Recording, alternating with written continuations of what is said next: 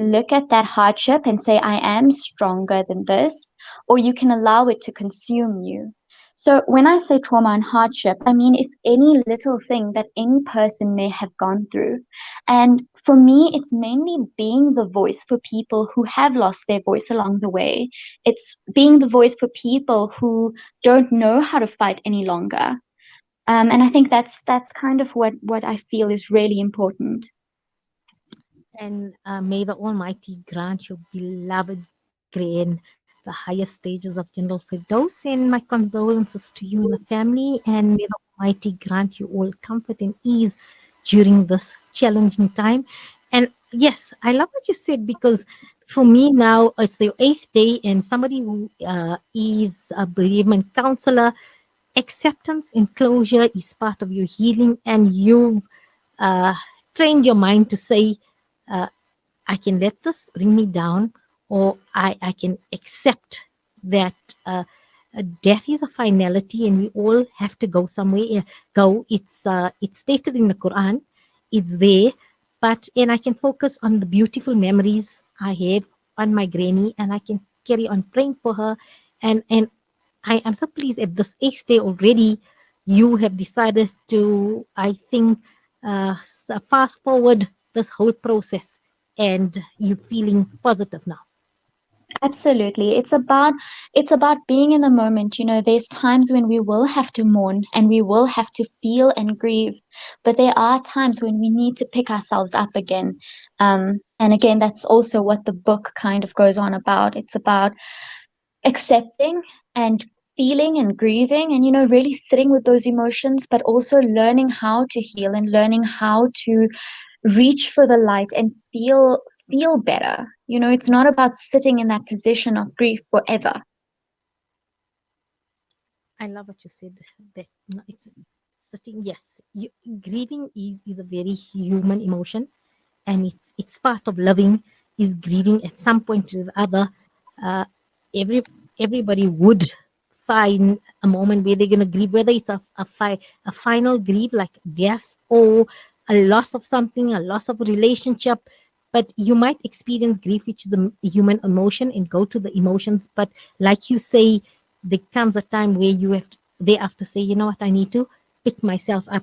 And tell me, Sister Shazia, I love what you said here, that they may not remain as optimists or even as naive. And for me, that's a very important what you said there when I was reading this, just said as naive, because I think it takes a difficulty or difficult situation to transform a person and transform your personality, because now you have experience.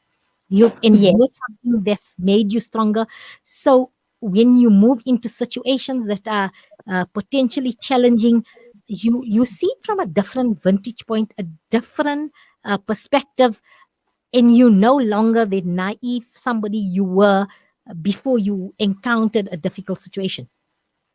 100%. I think any person who hasn't been through something the next person has. For example, if one person was abused compared to someone else who was never abused, their mindsets and outlook on life will be completely different. The person who did experience any sort of abuse or trauma, their outlook is going to be more protected, more shielded, stronger, a little bit more firm in their interactions with other people.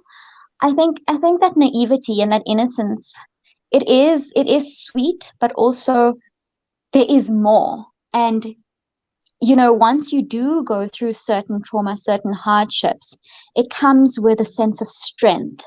And I think that's really lovely.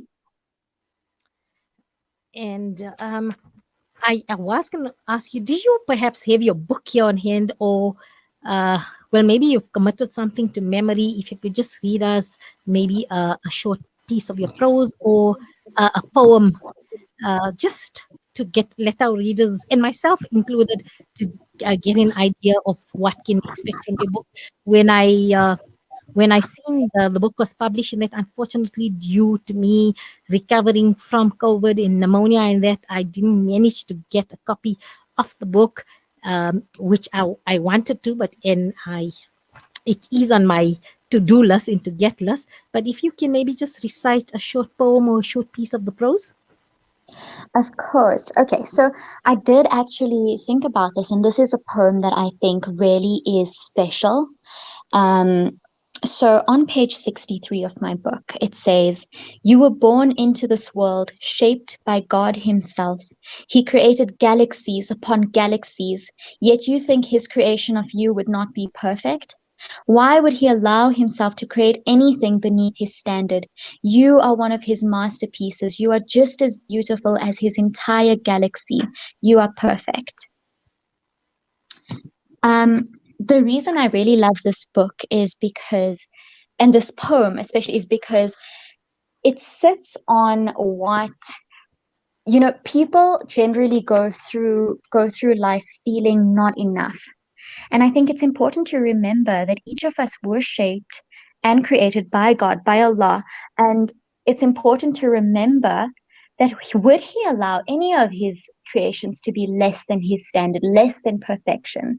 Even if you look at the Quran in Surah 27, verse 88, I think that's Surah An-Naml, and it says, it refers to the work of Allah who has perfected everything He created.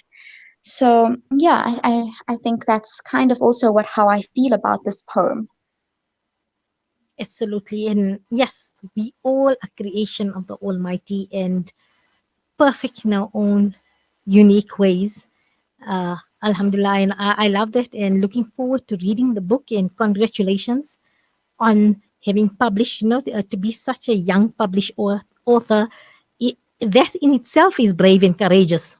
So Thank you, Alama. besides you going through the trials and tribulations of life and difficulties and that, at such a young age to be a published author, that in itself is a journey, because I know many people have yearnings and they're keen to write a book or publish a book, and then something else happens and you just don't put your mind to it and it never materializes. So I'm so pleased at such a young age, and I know it says here it's your first book, but first of many, inshallah.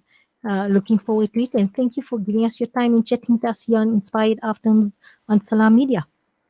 Thank you so much. Thank you so much. And I just wanted to let everybody know as well, if you do want to get a copy of the book, you can get it at Love Books in Melville, Book Dealers Bookstore at Bluebird Shopping Center, and you can also get it directly from me. It's a pleasure, and may you be under the mercy and protection of the Almighty. And thank you once again for joining us here on Thank Inspired you so much. Afternoon only on Salam Thank you Media. so much. We're All going to right, take thank you. a pleasure. We're going to take a short break, and thereafter it's time for our Matric 2020 acknowledgement and to congratulate the class of 2020. Listen to something fresh. Listen to Salam Media.